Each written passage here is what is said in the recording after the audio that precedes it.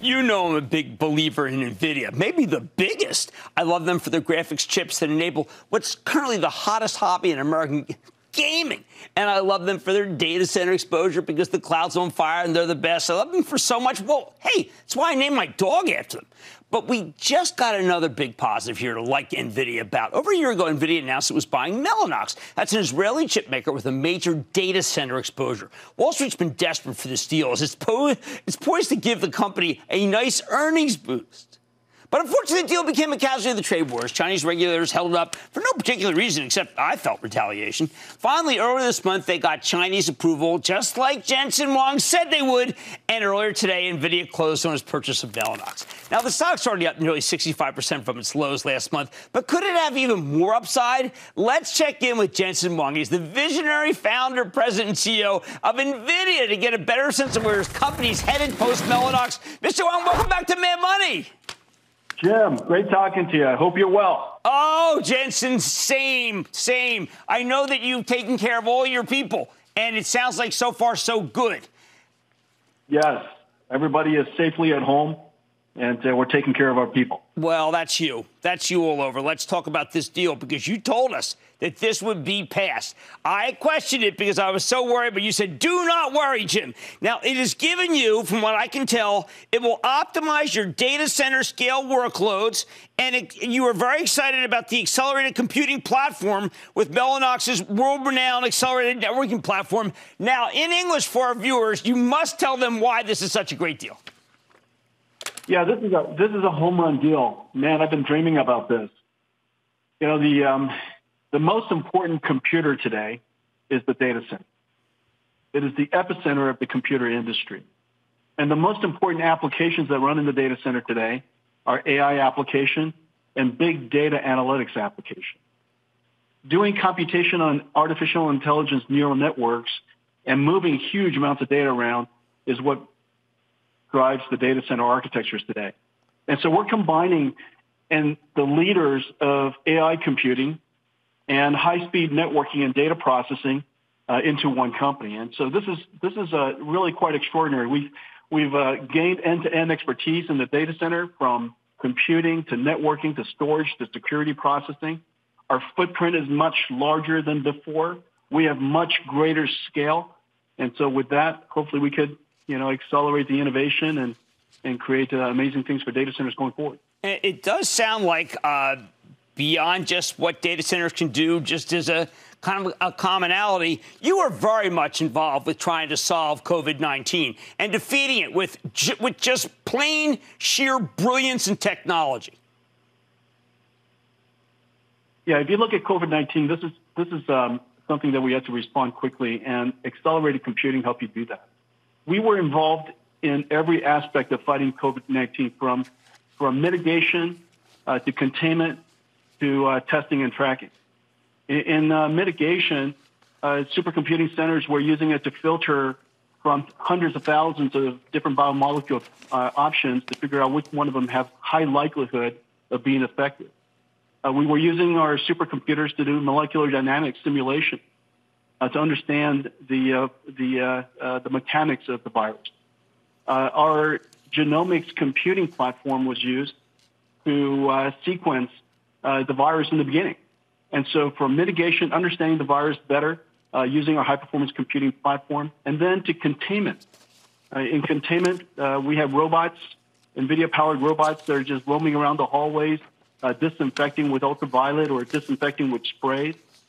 Our AI algorithms were used by radiologists to detect CTs of the lung to have early detection as possible of infections.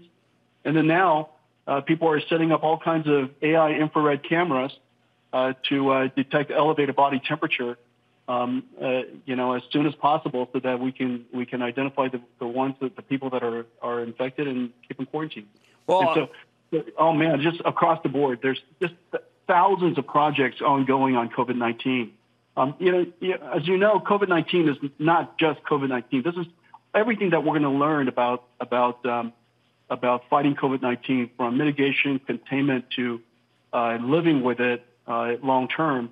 all of this is methodologies and infrastructures and computing techniques and algorithms that's going to help us in the future. Viruses aren't going to go away, and in the future, we want to be able to respond a lot faster. It just sounds like that you personally are very much involved in this mission of beating back COVID. Well, we have a lot of researchers and scientists all over this company. I mean, one of the things that's really great about our company is just a large collection of great minds who wants to use computers to solve the world's greatest challenges. And so this is one of them, and it's not going to go away. And so the work that we do today is going to help us in the future. Now, I know that a lot of companies are pulling back. There's been a lot of layoffs. I know the president's right now talking about retail and how many layoffs they had. That was not your reaction to this situation. You gave raises. Well, attracting the best people, taking care of them, and creating the environment for them to do their life's work is our number one priority. And so during these challenging times, and I listen to your talks, listen to your program, and the number of people who are laid off and the people who are affected is just extraordinary. It's really sad how many people are affected. And those people who are affected, many of them are the spouses and families of our employees. And so the thing that we could do is to accelerate the raise, put tens of millions of dollars more in their pockets, and help them get through this time. Taking care of them is our number one priority. Now, you have one area that I know for Intel was troublesome, which was they did not do that well with Mobileye. You've shown us your autonomous vehicle work, and it's second to none. But will that be held up because autos are obviously such a troubled area? Yeah, if you look across our different businesses, our core businesses are gaming, graphics, data center, and robotics. And autonomous vehicles is part of our robotics business. That's going to be affected because the number of cars that are sold is reduced. The industry is really in a challenged way, but that won't slow us down. I believe in the future of autonomous vehicles. Everything that moves in the future will have autonomous capability one way or the other way. And so this is an investment for the future, and it's going to pay off hugely someday. And so we've got our eyes set on this thing. We're not going to give up on it. We're going to keep investing in it, and it's getting better all the time. And can't wait to show you the next update. I respect you more than pretty much everybody I've had the pleasure to meet. Do you have some words for us as a country about where we are with COVID and whether you yourself feel that the world has changed forever or that one day we will look back and say we beat this? Well, one of the things that's a huge positive is the recognition that science is important, that we have to make sure that we invest in science. Look, the viruses are going to come back again.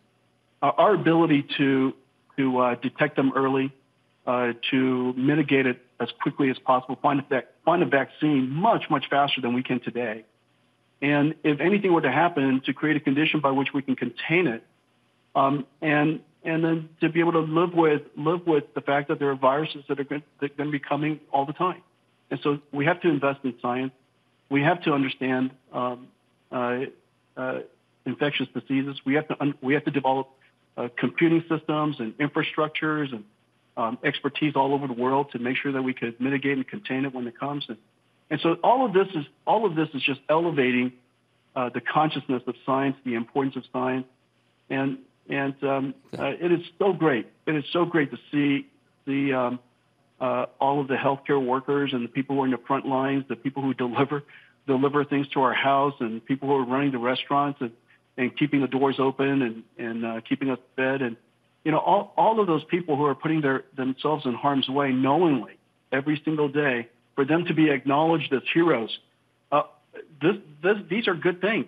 Yes. These are good things. The scientists are celebrated, the doctors are celebrated, the nurses are celebrated, delivery drivers are celebrated, restaurant owners are celebrated, and it warms my heart, and I think it's going to be transformative to society, and I think we're going to be better off for it. Well, thank you, Jensen. Congratulations on the Mellanox deal, on all that you've done, on the pivot that you're trying to do to solve this, which I feel fantastic about knowing that you're involved. Jensen Huang, founder, president, and CEO of Nvidia. Thank you so much for coming on Mad Money. Thanks a lot, Jim. Good talking to you. Stay safe. All right. Mad Money's back after the break. Don't miss a second of Mad Money. Follow @JimCramer on Twitter. Have a question? Tweet Kramer. #MadTweets. Send Jim an email to madmoney@cnbc.com or give us a call at 1-800-743-CNBC. Miss something? Head to madmoney.cnbc.com.